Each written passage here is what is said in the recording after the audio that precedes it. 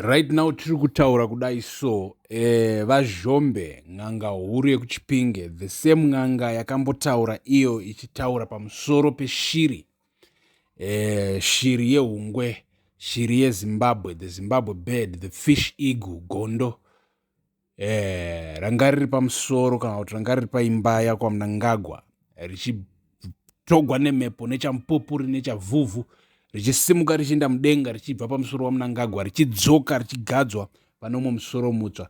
Same vazhombe vava neshoko ravaaudza comrade Chiwenga, shoko rabuda kubva kuna vazhombe ravaudza comrade Chiwenga. I think vazhinji venyu mamboona that video, right? Vazhombe vari kuti ivo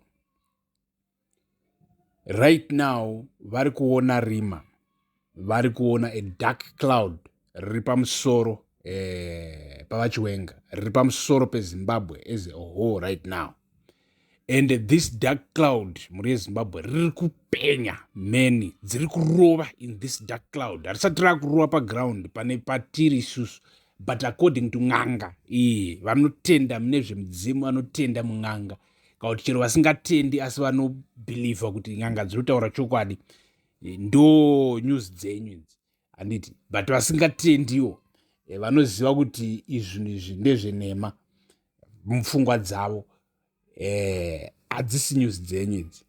So gore dema riri pamusoro pezimbabwe according to vezvomweya ng'anga vari kutaura, ende riri kurova nemani.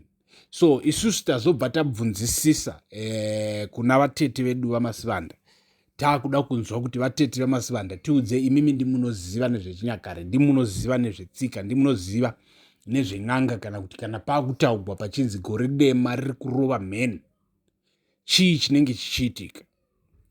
Zvikanzi ukaona nguva yakadero ende riri hengi riri pamusoro pedu, zvireva kuti kumberi kwatiri kuenda kurogona kutogwa nemhepo rikaenda kumwe, kana kuti inogona kutonaya, ende mvura iyoyoyo indedziya mvura dzekwana Noah, handiti mvura dzinohlisa, but in this time haisi mvura iri kutaugwa nezvayo.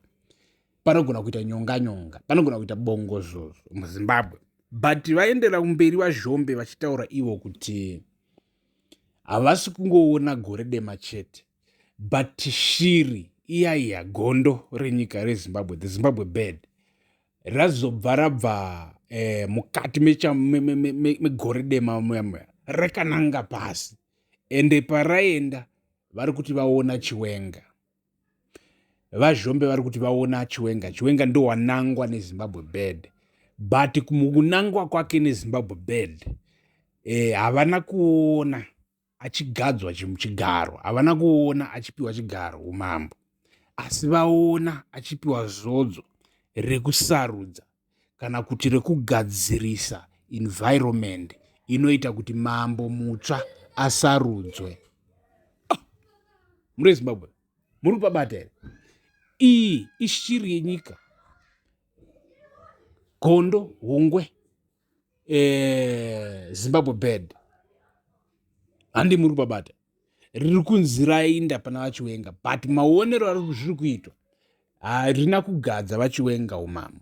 So muri Zimbabwe tabvabvunza vatete vamasivanda, kana vatete vamasivanda tati chiri kuti chichi vanhu vatete vamasivanda ava nditete vedu ava, vamunhu mukuru handiti, vakabva vatiudza isusu kuti zvamafunga izvozvo zvamanyatsokunzwai mukabva mafunga mubrain dzenyu zvinenge zviri zvechokwadi, kureva kuti zvinodaro vachiwenga vasiri kupiwa umambo asi vachipiwa simba sezvavakambopiwa futi muna 2017 to be a king maker again, handiti maybe a transitional leader, maybe whatever, but izvi ndezvemweya zviri kutaugwa navazhombe. So muri Zimbabwe takupai update, stay tuned, thank you for watching.